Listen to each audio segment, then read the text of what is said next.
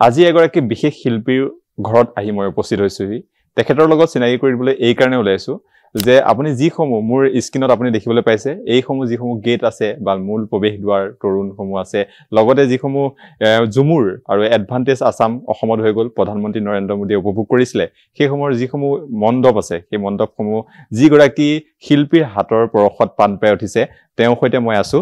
প্ৰথমে আপোনাক NB news আৰু অসম লাইভলৈ স্বাগতম জনাইছো নমস্কাৰ মই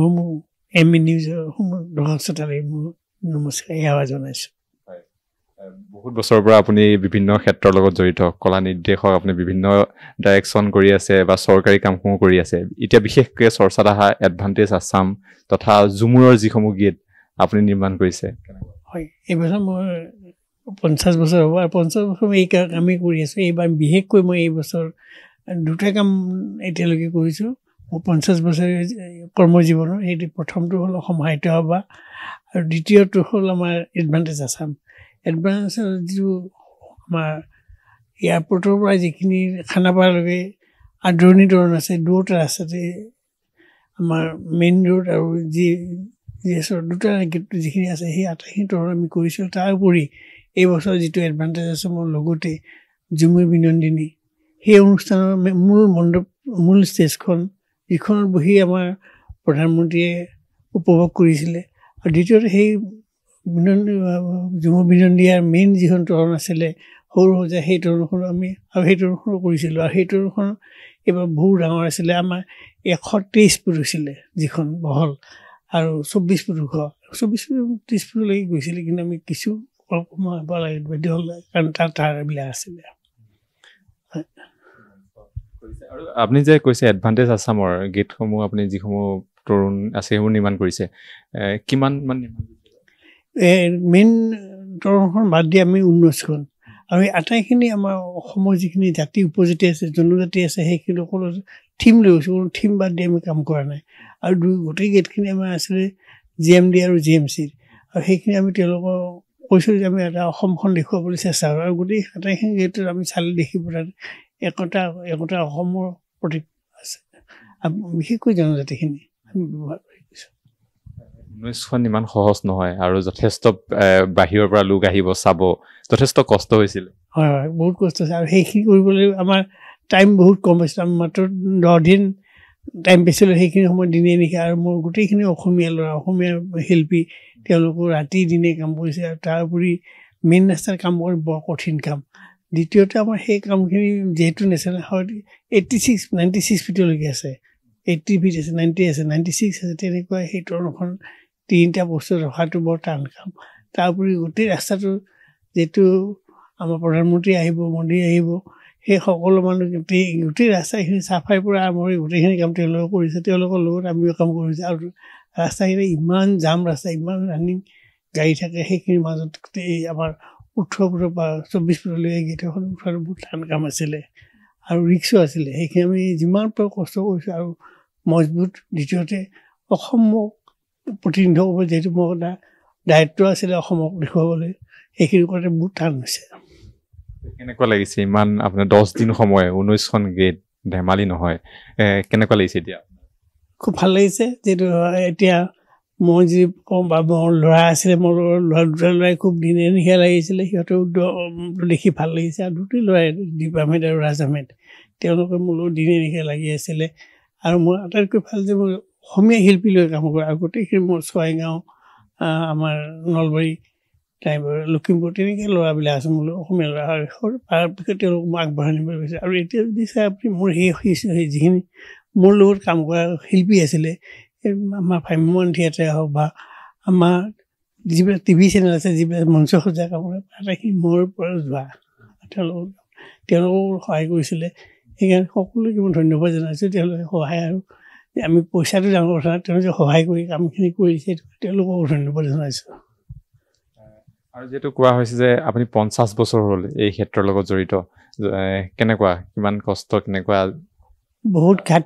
প্ৰতিৰ মাজেৰে আহিছোঁ কাৰণ 50টা বছৰ অতিবাহিত কৰা বিশেষকৈ আমাৰ অসমত শিল্পী হিচাপে জীয়াই থকা বা যিটো সময় ছেটিং শ্ব' মানুহে বেছি গুৰুত্ব দিয়া আছে তাৰপিছত 79 মই ভ্ৰাম্যমাণত আহিছোঁ তাৰ আগতে প্ৰথম 75ত মই প্ৰথম লখিমপুৰ সেই সময়ৰ বিখ্যাত নাট্যকাৰ আলি হেদৰ ধামা কৰিছোঁ তেওঁ থ্ৰু দি আহিছিল আৰু 79 পৰা মই ভ্ৰাম্যমাণ থিয়েটাৰলৈ আহিছোঁ তাৰোপৰি মই বিশেষভাৱে ভ্ৰাম্যমাণ থিয়েটাৰত কোহিনুৰ ৰাভানৰ লগত মই খুব জড়িত আছিলোঁ আৰু যিখিনি ব্যয়বহুল আৰু ডাঙৰ টাইটেল বা ডিজাইনাৰ হওক বহুত টেকনিকেল থট আমাৰবিলাক আমি থিয়েটাৰ কৰিছিলোঁ এইবাৰ মোৰ 50 বছৰ এইটো আমি হয়তো কিছু দেখুৱাবলৈ চেষ্টা কৰি আমি কি কৰিব পাৰোঁ বা এজন অসমীয়া ল'ৰাই ইমান কষ্টৰ পৰা আৰু শুনি আচৰিত হ'ব যে আমি তেতিয়া 40 টকা হাজিৰাৰ পৰা কাম কৰিছিলোঁ যেতিয়া আমি প্ৰথম আহিছিলোঁ তেতিয়াৰ পৰা আমি এতিয়ালৈকে কাম কৰি আছোঁ যিখিনি পাৰিছোঁ আমি কৰিছোঁ বিশেষকৈ অসমৰ কাৰণে আৰু আমাৰ দুয়োটা ক্ষেত্ৰতে ভ্ৰাম্যমাণ হওক বা MSR গ্ৰুপ যিবিলাক আছে তেওঁলোকক আমি যিমান পাৰোঁ মই সহায় কৰোঁ আৰু সেইটো ভ্ৰাম্যমাণ থিয়েটাৰৰ পৰা বা MSR থিয়েটাৰৰ পৰা নৰ্থ ইষ্টৰ ভিতৰত মই এটা সন্মান পাইছিলোঁ যিটো ৰাষ্ট্ৰপতিয়ে দিছিলে সেইটো হ'ল সংগীত নাটক একাডেমী আৰু এইটো নৰ্থ ইষ্টৰ এটাই মাত্ৰ এতিয়ালৈকে আহিছে সেইটো হ'ল ছেটিং শ্বুট ষ্টেজ কাপ অকল অসমৰ পৰা নৰ্থ ইষ্টৰ প্ৰথম এতিয়ালৈকে মই আছোঁ উত্তৰ পূৰ্বৰ আপুনি প্ৰথমগৰাকী ব্যক্তি হয় ছেটিং শ্বুট আৰু ৰাষ্ট্ৰপতিৰ পৰা আপুনি বঁটা গ্ৰহণ কৰিছিলে সেইটো সংগীত নাটক একাডেমী আছে আৰু দ্বিতীয়তে এটা আছিলে সেইটো হ'ল টেবলো অসমৰ টেবলো বহুত বছৰ মই কৰিছিলোঁ টেবলোতে হেৰি কৰিছিলোঁ সন্মান পাইছিলোঁ আৰু দ্বিতীয় ৰাষ্ট্ৰপতি পুৰস্কাৰ আমাৰ সংগীত নাটক একাডেমী আপুনি নিজেই কৈছে 40 টকাৰ পৰা আপুনি আৰম্ভ কৰিছে কৰ্মজীৱন যথেষ্ট কষ্টকৰ আছিলে চাগে হয় আমি সেইটো কষ্ট কৰি কেনেকৈ আমি ষ্ট্ৰাগল কৰি বা অসমৰ ভ্ৰাম্যমাণ থিয়েটাৰ নাইবা আমাৰ MSR যিবিলাক আছে সৰু সৰু গ্ৰুপ আছে তেওঁলোকে কাম কৰি আৰু তেওঁলোকক উঠি অহাৰ মই যিখিনি পাৰোঁ সহায় কৰিছোঁ কোনো পইচা ডিমাণ্ড নকৰোঁ তেওঁলোকৰ আমি হয় গভৰ্ণমেণ্টৰ কাম কৰি কিছু তেওঁলোকক কাম কৰিলে আমি কিছু পইচা পাওঁ এই আমাৰ যিখিনি সৰু উঠীয়া ল'ৰা ছোৱালী আমি নাটক কৰি তেওঁলোক নাটক মই কোনো ডিমাণ্ড নহয় আৰু যদি আপুনি এইটো ক্ষেত্ৰত সুধিব পাৰে অসমৰ যিখিনি এতিয়ালৈকে কাম কৰি আছে তেওঁলোকক সুধিব যে নদী আমি কেনেকুৱা ডিমাণ্ড কোনো দিন ডিমাণ্ড নকৰোঁ আৰু ভগৱানৰ আশীৰ্বাদত ৰাইজৰ আশীৰ্বাদ এইবাৰ প্ৰায় 6,000 দামা মই কৰিছোঁ আপুনি কৈছে যে মূল প্ৰৱেশ দ্বাৰৰ পৰা প্ৰধানমন্ত্ৰী যথেষ্ট চিকিউৰিটি থাকে যথেষ্ট কষ্ট থাকে যদি কিবা এটা হৈ যায় মঞ্চখনৰ এটা ভয় থাকে সেই ভয়টো কেনেকুৱা সেইটো ভয় থাকিছে আৰু সেইটো কাৰণে কামখিনি লাষ্ট মমেণ্টলৈ কৰিব আৰু আমাৰ এইবাৰ ফুললৈ যেতিয়া আমি কামটো মোক দায়িত্ব দিছিলে সেই দায়িত্ব দিয়ে আমি মাত্ৰ 4 দিন তাৰ 4 দিনৰ ভিতৰত 3 দিনেই ৰিহাৰ্চেল আৰু বহুত কষ্ট তাৰপিছত আমাৰ CM আহে VIP সকল আহে ৰিহাৰ্চেল চাব আহে আমি কাম বহুত কষ্ট কৰি দ্বিতীয়তে মূলতৰণখনত তেনেকুৱা আছে মূলতৰণখন মই অলপ টাইম লৈছিলোঁ আৰু মূলতৰণখনত আমাৰ বিশেষকৈ তিতা চাহ জনজাতি আৰু অসমৰ যিখিনি কলা সংস্কৃতি তাত দেখাবলৈ চেষ্টা কৰিলোঁ সেইখিনিও ডাঙৰ গেট ডাঙৰ তৰণ যিখন আছে সেই বহুত ডাঙৰ 123 ফুট ধেমালি নহয় গতিকে সেইখনতো আমাৰ অলপ কষ্ট হৈছে তাত ঝুমুৰ আৰু চাহ বাগান লগতে আমাৰ অসমীয়া কলাকৃতি দেখুৱাইছিলোঁ আৰু এডভান্টেজ মই এতিয়া এইবাৰ আগৰ বছৰ এডভান্টেজ যেতিয়া হৈছে এডভান্টেজ 1 এতিয়া 2 হৈছে 1তে মই তেতিয়াও বহুতখিনি কাম কৰিছোঁ তেতিয়াও মেইন মঞ্চ তাৰপিছত যিখিনি এম্বিয়েঞ্চ আছিলে এম্বিয়েঞ্চ এইবাৰ এম্বিয়েঞ্চৰ কাম কিছু কৰিছোঁ এডভান্টেজ প্ৰথম যিটো আমাৰ ইয়াত হৈছিলে আৰু এই ক্ষেত্ৰত মই এটা কথা মানিছোঁ বা আজি মই যিখিনি এক্সিবিশ্যন চালোঁ বা সেই কৰিলোঁ এই দুদিন তাত জড়িত তাৰ লগতো জড়িত হৈছোঁ এইটো ক্ষেত্ৰত আমাৰ মাননীয় মুখ্যমন্ত্ৰী হিমন্ত শৰ্মা আমি ধন্যবাদ জনাব তেওঁ সঁচা অসমৰ কাৰণে ভাল সাহস এটা লৈ ভাল কাম কৰিছে আৰু এইটো ক্ষেত্ৰত বহুত কষ্টকৰ কাম সেইখিনি তেওঁ যে কৰিছে আৰু গোটেই পৃথিৱীৰ পৰা যিমানখিনি মানুহ আনিছে এইটো হয় তেওঁৰ কাৰণে সম্ভৱপৰ হৈছে আমি তেওঁক যিমান পৰা সহায় কৰিব বিচাৰিছোঁ কিন্তু মূলতঃ মানুহজন তেওঁ আৰু এটা কথা সুধো যে যথেষ্ট কষ্ট হয় আপুনি কৈছে মানে 9 দিন 10 দিন সময় আপুনি পাইছিলে 10 দিন সময় পাইছিলে 10 দিন সময়ত 19খন হয় আমি দুখন গীতৰ টাৰ্গেট লৈছিলোঁ একেদিনাই এই দিনত দুখনকৈ আমি কৰিবলৈ লৈছোঁ আৰু কৰিছোঁ তেনেকৈ নহ'লে উঠাৰ সম্ভৱ নহয় কিন্তু আমি অভাৰনাইট কাম কৰিছোঁ বিশেষকৈ মেইন হাইৱে যেতিয়া কাম কৰোঁ আমাৰ দুটা ৰাস্তাতে খুব বিজি ৰাস্তা সেইটো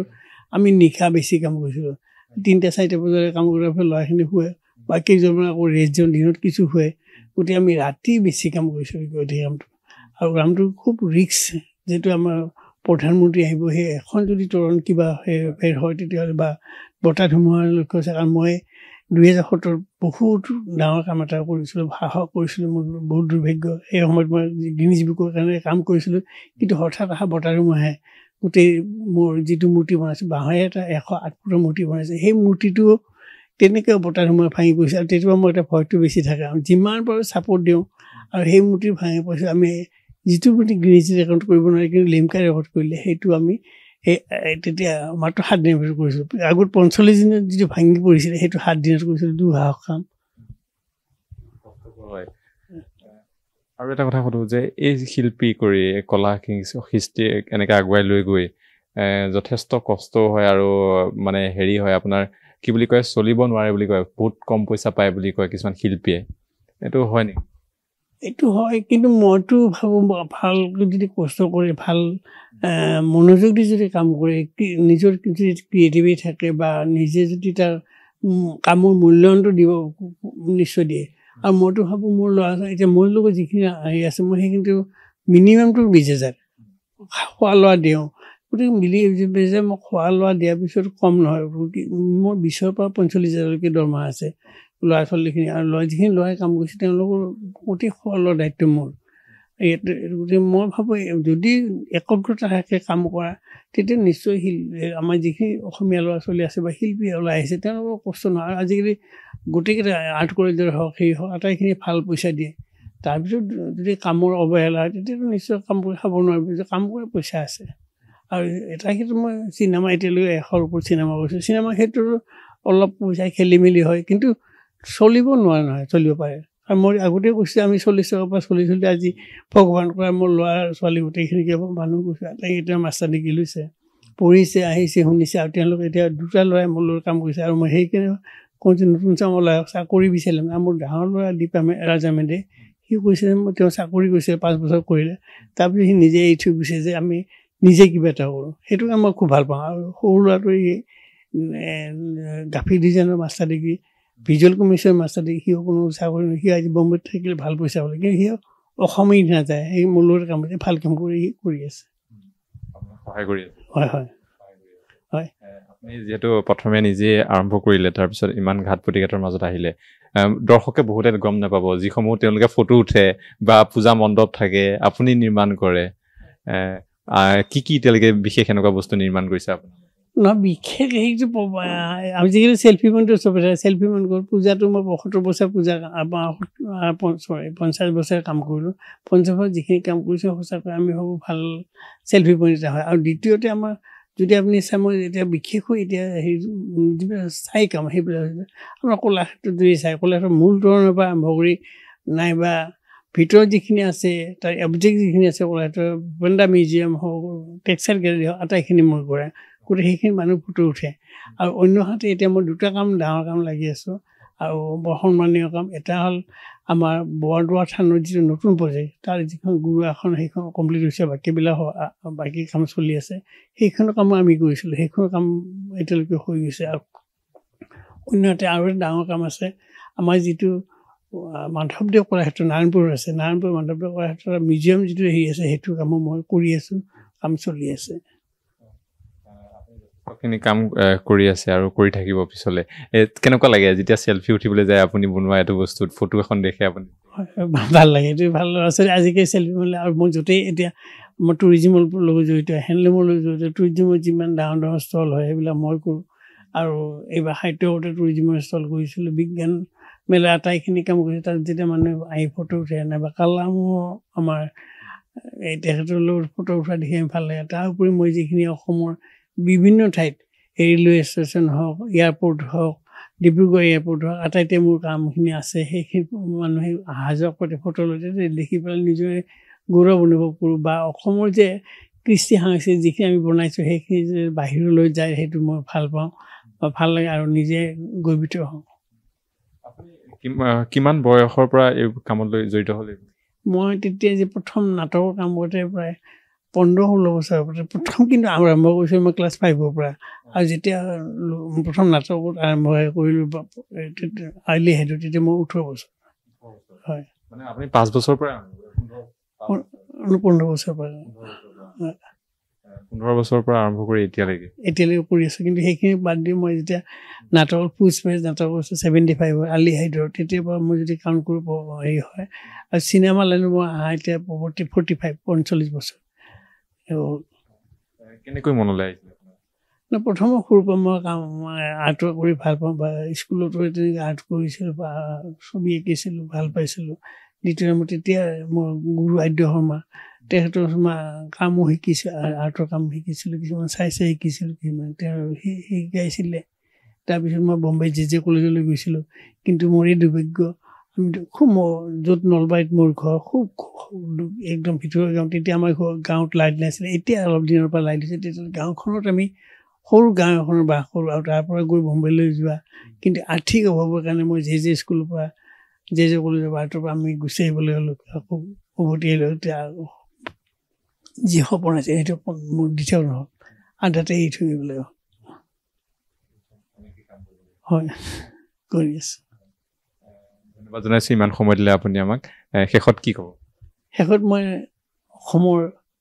এই ক্ষেত্ৰখনত যিখিনি ল'ৰা ছোৱালীয়ে কাম কৰিছে তেওঁলোকে আগবাঢ়ি আহক আৰু এইটো কোনো ভয় খাব নালাগে যে আমি পেট কেনেকৈ পুহিম বা ল'ৰা ছোৱালী কেনেকৈ পুহিম বা গৃহস্থ কেনেকৈ চলাম এইটো লাইনৰ পইচা আছে খালি একাগ্ৰতা ধৈৰ্য লাগিবই তেতিয়াহ'লে কাম কৰা ওলাই আহক আমাৰ লগত থাকক কাম কৰক আমি আমাৰ পৰিয়ালটো সেই যিহেতু এই ক্ষেত্ৰত তেওঁলোকে চাকৰি বাকৰি কোনো ল'ৰা ছোৱালী তিনিটিয়েতো কৰা নাই মোৰ ঘৰত তেওঁলোকে যেনেকৈ উঠি আহিছে তেওঁলোকেতো কষ্ট পোৱা নাই এতিয়া ভগৱানে কৰা আমি ভালকৈ আছোঁ খাইছোঁ গোটেই অসুবিধা নহয় যদি একাগ্ৰতা থাকে আমি যি কষ্ট কৰিছোঁ এতিয়া নতুন কষ্ট কৰিব নিউ টেকন'লজি আহিছে নিউ টেকন'লজিলৈ মিলিব পাৰোঁ বা আমাৰ ল'ৰাটোৱে নিউ টেকন'লজি আমি ছবি আঁকি বুজাইছিলোঁ এনিমেশ্যনৰ কথা আমি ছবি আঁকি এটা শ্বুটৰ কাৰণে বহুত ছবি আঁকিছিলোঁ কিন্তু এতিয়া নহয় কম্পিউটাৰ ডিজাইন কম্পিউটাৰ কৰি বহুত ইজি হৈছে পৃথিৱীখন বহুত সহজ হৈছে আমি এতিয়া যিকোনো বস্তু এটা আমি তেতিয়া কিতাপ এখন লৈ ষ্টাডি কৰোঁ ক'ৰবাত যাওঁ লাইব্ৰেৰীত বহোঁ কিন্তু এতিয়া নালাগে এতিয়া নেটৱৰ্কত চব গোটেইখিনি পায় নেটতে পায় মেক্সিমাম বস্তু পায় খালি ষ্টাডি কৰিব লাগিব সেই ষ্টাডি নকৰাকৈ নাইবা এই নকৰে কিন্তু কাম নহয় বিশেষকৈ ট্ৰেডিশ্যনেল আমি যিখিনি কৰোঁ ট্ৰেডিশ্যনেল কাম কৰোঁ অসমৰ কাম কৰোঁ অসম জানিব লাগিব আৰু সেইটো মই আহ্বান কৰি আহক যদি আমি সহায় কৰিবলৈ কৰিম আৰু মোৰ লগত থাকি শিকক কথা নাই আমি শিকিলে মই বিনা পইচা শিকিব নালাগে থাকিব আমাৰ লগত কাম কৰক আমি ভাল ৰেমুনেশ্যন দিম